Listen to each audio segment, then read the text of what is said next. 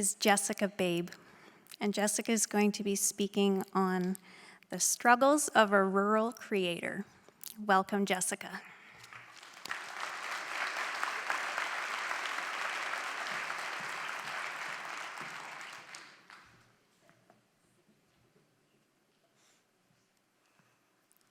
Before I came up here, I was kind of nervous, and I asked my boyfriend what I should do, and I went to the bathroom, and he's like, oh, you should just go shadow box in there and get ready for speaking. So if any speakers after me want to practice shadow boxing with my boyfriend, he's in the audience, so you can find him and get all warmed up. So we can start. So my name is Jessica Babe. I'm 20 years old, and I was born and raised on a farm outside of Medicine Hat, and I'm an art and design student at Medicine Hat College. I made the writing messy on purpose. Instead of using my right hand, because I'm right-handed, I use my left foot. I am what I like to call a multidisciplinary artist, so for those of you who don't know what that means, that's what happens when you cross the distractibility of a golden retriever with the inability to pick just one. I like combining all my interests in arts together, such as making videos, and drawing, and painting, acting, and singing. And my journey started ever since I was little, and out on the farm, I would spend lots of time painting and drawing and dreaming. But since I grew up with the rural mindset that hard work is important, that art is kind of a waste of time, and artists are kind of weird, I didn't really think too much about my future in art. And I went to a school of 40 people, and every year I'd look forward to art class and all that kind of fun stuff, but it would happen year after year where a new teacher would come into the room and say, hey, I'm teaching art this year. I don't know anything about it, but someone's got to do it. And so I thought for so long that I'd missed my chance to be a child prodigy, that I could have been an amazing artist, but I didn't have anyone to guide me along. And I thought that the only good artists were child prodigies and that I should just give up on myself. And so I waited so many years for someone to scout me and someone to say, hey, kid, you've got talent. But then I decided one day when I was about 15, I came to Turning Point, and I was like, you know what? I've had my skills lay dormant for so many years, but I'm just going to chase after my dreams, and whatever happens, happens. So I decided to start wherever I was. Lots of people beside me were already way better than me. I tried learning violin, and my brother, he picked up my violin and played the Braveheart theme song right away, and I was like, okay, well, I'm not doing that anymore.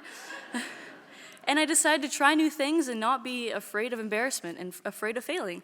I learned right away that art requires vulnerability, and if you're afraid to fail or if you're afraid to be embarrassed, you won't be a vulnerable artist and you won't make genuine, beautiful art. So I became one of the 1 in 5 teenagers who experimented with the gateway drug of art. I became hooked and my life has spiraled ever since. I started failing at a lot of things and I started trying lots of things. I even was the school mascot. It didn't really contribute to my teenage self-esteem at the time, coming out of that suit. But in the end, I learned all my abilities as a performer and what kind of creative voice I have. And I started sharing my music and my art with the world. And that really crossed over into my personal life. I became a lot free to do whatever I wanted. Who would stop me from wearing bubble wrap grocery shopping? Nobody but myself. And I experienced kind of a new creative reawakening through doing weird stuff like that, because it was just like, I can do what I want, it brings joy to other people, so why not? I remember a really prominent moment when I learned I wanted to be a performer was when I was at my grandma's seniors home. I was about 15, and I was just standing in the seniors lobby waiting for my parents to stop talking, because I was like, I want to get home and practice gymnastics and flip around in my basement. But then I was like, well, ground's open here. So then I started cartwheeling and flipping, and lo and behold, some wheelchairs were gathering around and people in their walkers were around me. And I was putting on a whole Cirque du Soleil show for everybody there. And then I learned that, you know what, it's not too bad to just do whatever comes to your mind, because people like it, I guess. A quote that's really inspired me over the years is from a famous actor named Christian Bale. He says, I'm Batman. Just kidding. Sorry, I'm mixing my notes here. He actually says, it is the actors who are prepared to make a fool of themselves who come to mean something to an audience. So I applied that to my life, and whatever creative thing I would do, whether it's singing or painting or whatever, I'd just do what I wanted and then see what would happen from that. And soon people kind of see what you're doing and they decide to step out of themselves, especially if you're a leader and you're kind of afraid like, oh, I can't lead, I'm too young, I'm not pretty enough, I'm not smart. You just got to step out and you'll find a group of people who are also experiencing the same thing, needing a leader. And I applied that same courage to my life when I joined Medicine Hat College, the art and design program. I was like, I'm kind of a chump, I don't know why I'm here. But I soon found my abilities and found that there's people who wanted leadership in film and animation, because me and some friends were kind of looking for opportunities for creativity in digital media, but there was no education around us and no opportunity. So we just made a club called Club 404, and we started making stuff and hosting festivals, film festivals, and we have an animation festival next week. And we started seeing the untapped potential in the digital creator community in Medicine Hat.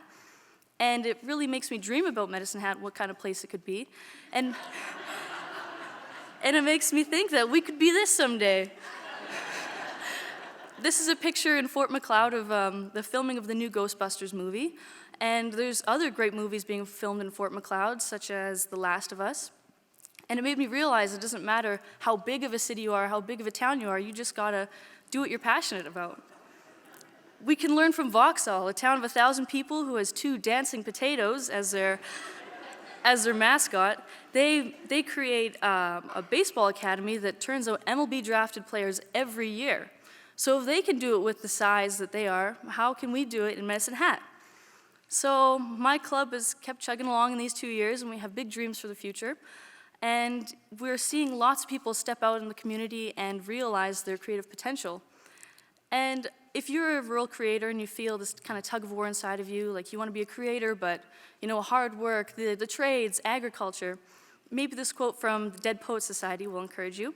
It goes, medicine, law, business, engineering. These are noble pursuits and necessary to sustain life. But poetry, beauty, romance, love, these are what we stay alive for. So if you want to see change in your community for creative people or digital media, I encourage you to take out your phones and scan this QR code. It's a survey me and my club created to ask people what kind of creative education they'd like to receive at our local educational institution, Medicine Hat College. We have some of the attention of the deans at the college, and we're asking them to make some change and provide some courses for us who are so eager to learn. So if you're one of those people, definitely scan it, and I guess it's gone. But track me down and ask me about a QR code. Okay. Thank you.